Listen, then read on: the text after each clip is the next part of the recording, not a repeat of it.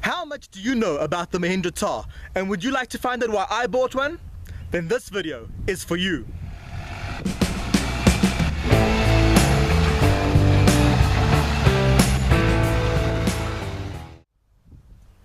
Hey guys, I'm Barnard and welcome to GingerOutdoorSA.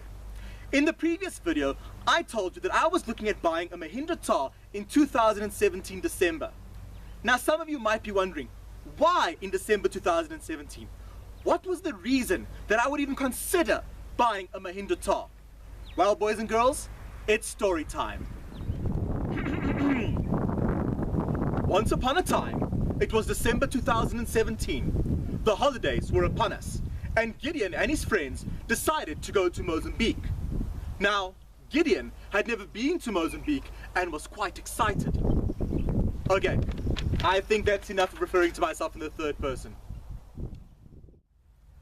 The car that I was driving at that time was a Ford EcoSport 1.5 diesel Trent, and a lovely car at that. Now, when I bought the car, I knew that it was purely a front-wheel drive, and it was not made to go off-road. In fact, the logo even states it's an urban SUV. The people that I was going with told me that you don't need a 4x4 or anything like that. All you need is a car that's a little bit higher off the ground than your average regular car. The EcoSport would be perfect. There'd be no reason for me to get another car. In other words, no problem. The people that were there explained to me that they'd been to the resort before in an Atos and experienced no problems. But they still suggested a car that was a little bit higher off the ground just because it was a bit more convenient. So, off we went. When we got close to the resort, my friend got out of his car, came to us and said, okay guys, here's where it gets a bit tricky. See, the next part is soft sand, but we shouldn't have any problems. Here is a question that you might be asking yourself right now. How much experience do I have driving on soft sand? Yeah, you guessed it. Zero, zip, nada. So, I get ready. Car goes into first gear. I check my revs. I make sure that I'm revving quite high. I start to drive, and as my tires touch the soft sand, I get stuck. My tires start digging their way into the soft sand. I stop, and we all start working on getting me out of the soft sand. Now, it's time to mention that we're in Mozambique. It's 12 o'clock midday. The sun is out. I can't exactly remember the temperature, but it was somewhere around 35 degrees Celsius. Me, being a ginger, I thought, you know what? We won't be out too long. I grabbed my hat, but I'm not going to put a sunscreen on just yet. Big mistake. Anyway, let me get back to the story. Here's a second question you might be asking yourself right now. What was my tire pressure while I was driving on the soft sand? Everyone knows that you need to deflate your tires before driving on soft sand. It's common sense, right? Well, remember in the first video, I said to you, I don't know much about cars? Well, common knowledge, not so common. I was driving at that time with a car on 2.2 bar. Yes, so needless to say, the more I was driving in the soft sand, the more we got stuck. This happened over and over again. Eventually, I drove until my car got bellied out. I could not even see the tires anymore. So now we're out here trying to dig our way out. Sun beating down on us, we're all dehydrating. I don't have sunblock on, I'm busy dying. The middle of summer, and guess what? A swarm of mosquitoes the size of golf balls trying to eat you alive. Lucky for us, a couple of locals came by. They knew exactly what to do. When they saw us digging, they told us to stop. They then lifted each wheel individually, trying to move the car so the sand pushed underneath the car instead of us digging our way out. The next thing, they deflated the tires, I would say roughly to about 1 bar. Then, like that, we eventually made it to the resort. Here's a bit of a side note. Some of you might now be wondering about this friend that told us that it didn't have any problems the last time they came. So, when we eventually got to the resort, he climbed down and said, "Oh, sorry guys, you know what, I didn't think we would have so much trouble. See, the last time we went to the other resort." The other resort, not the same resort. Okay, so we made it to the resort. That was fine. Everyone was happy. But something was concerning me. The way we came in was also the same way that we had to go out.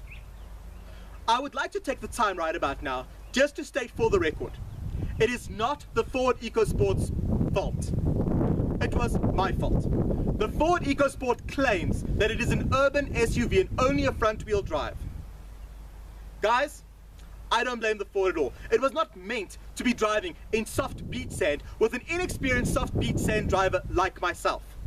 Now, I'm sure that there are many of you out there that would probably claim that you would have done a much better job, and I don't deny that. But so we learn. At the end of the holiday, I checked and made sure that all my tires were deflated to approximately 1 bar. I checked all 4 of them and made sure of this. Guys, I felt like a rally driver. I put it in first gear, I made sure the revs were up, I was spinning on that soft sand, and I was driving like a pro. I felt so proud of myself. Well, I was proud of myself until I saw a 4x4. At first, I looked at the 4x4 and I said, there is no way that that car is going to drive over that soft beach sand packed as heavy as it was. I mean, this car was loaded. And yet, the driver smiled and gently pulled off. It looked like this 4x4 was on a Sunday drive, and it just gently and smoothly drove all across that beach sand that I could not even get through with my tires. After that, I picked up all the little self-esteem that I had, threw it in my car, and off to Joburg we went. On the way, all I could talk about was this 4x4 and how fantastic it drove on that soft sand without any problems. I'm sure the tires were deflated, I'm sure everything was in the right order, but yet it drove so smoothly. It didn't have any of the issues that I had while I was driving. And that was the deciding factor. I needed a 4x4. Maybe I needed some technical skills in driving and software, but that's not the point. What I needed was a 4x4. But which one? There are so many on the market. And how would I find one that would fit my budget? The first thing I did when I got home was Googled 4x4s. After having a heart attack looking at the prices, I Googled cheap 4x4s. And only 2 came up in my Google search. The first one was the Suzuki Jimny. The second one, the Mahindra Scorpio. The only car that I really knew of and the brand that I knew of was Suzuki. So I felt like it was an obvious choice, as well as the Suzuki being a bit cheaper than the Scorpio. I did a bit of research on the Suzuki Jimny, and I found out all the stats that I could find. I mean, they were all quite easy to get on the internet. I checked the stats, I checked the specs, I made sure that I knew everything. I walked into the dealership of Suzuki, and I didn't even give the salesman a chance to talk. And I was already telling him about this and that and how this, and I knew everything. So I decided to take it for a test drive. A lovely little car. However, it just wasn't for me. Even though it's true 4x4 and it's got low range and all those things, guys, I'm a teacher. And with me being a teacher, I sometimes have to load things in the back of the car. I need to take books home. I need to take exams home. The Suzuki Jimny just didn't have the space in the boot that I needed. And I didn't feel like having to put down the chairs and then put up the chairs and then put down the chairs and put it. So I decided, you know what? Let's go to Mahindra. Let's go look at the Scorpio. That way I can try and confirm that I like the Suzuki more than the Mahindra. I mean, I didn't know the Mahindra at all. And because I was so familiar with the Suzuki, I felt like it was an obvious choice. But I still needed to confirm that I liked the Suzuki more. Well, I walked into the dealership and my wife looked at me and said, maybe just ask them, what is the cheapest 4x4 that they've got? And that's exactly what I did. I walked to the salesman and I said, hi, good day, I'm here to look at 4x4s. What is the cheapest 4x4 that Mahindra has? The answer was not the Scorpio. The answer was the Thar. Now guys, when he said the Thar, I had no clue what he was talking about.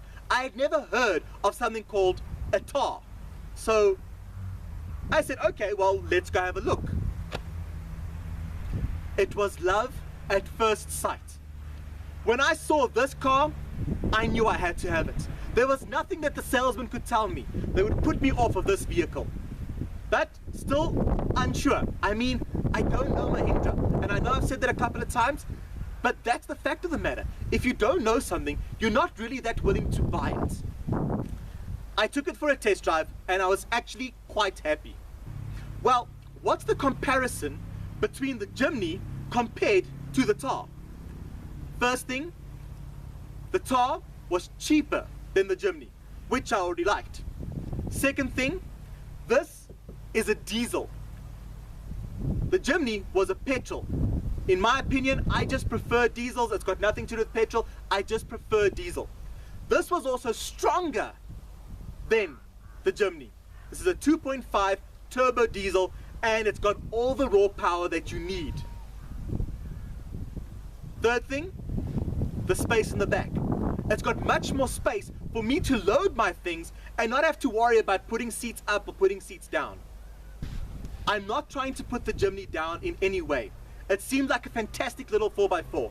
It was just not the right fit for me. Then came the next problem. I didn't know much about the Thar, so I Googled and I YouTubed like crazy. Unfortunately, I couldn't find enough information about the Thar, and the information that I could find was very limited. Most of it coming from India, and being in a language that I didn't understand, didn't give me what I was looking for. My main concerns were, is the Thar really off-road worthy?